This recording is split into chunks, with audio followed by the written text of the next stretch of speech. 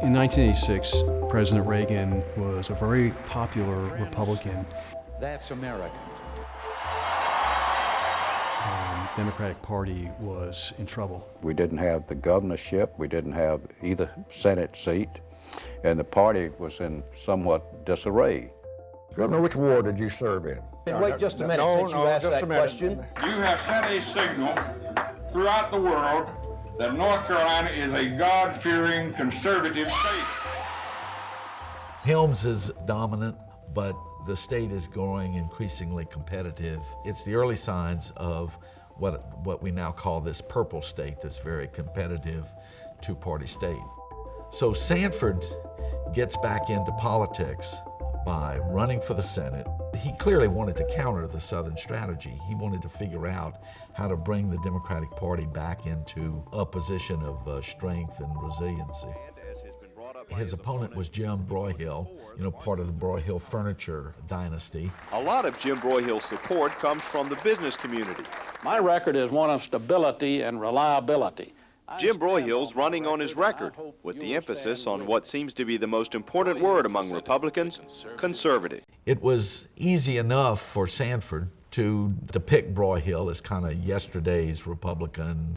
Ill fares the nation that pays far more attention to wealth than to working people.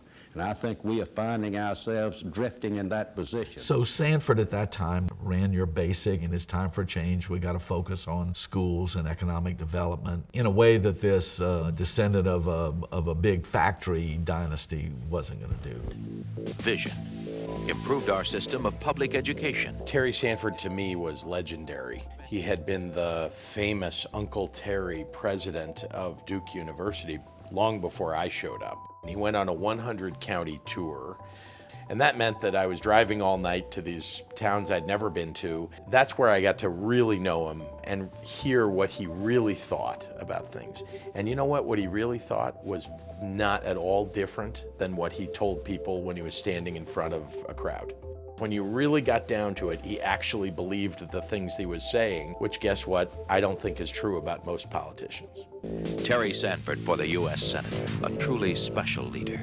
Frankly, I was skeptical about whether Sanford could win that race because it'd been so long since he'd won a statewide race in North Carolina. To my surprise, he still had enough of his old followers out there and attracted enough of the new followers to win a close race for the U.S. Senate in 1986. I got a call from Terry Sanford. I was a newly minted lawyer working in Washington, and so when the chance to work with Terry Sanford, one of my real genuine heroes, came along, I jumped at that chance. I became the youngest legislative assistant in the United States Senate. He cared about what young people thought. He thought that we were capable, and he gave a few of us different positions in his office that were meaningful. And that you will well and faithfully discharge the duties of the office on which you're about to enter. So help you God. I will. Well, thank you. My first task is to cooperate with my congressional colleagues to set the agenda for America's future. Those basic directions are integrity and our traditional caring about people, especially working people, and their opportunities.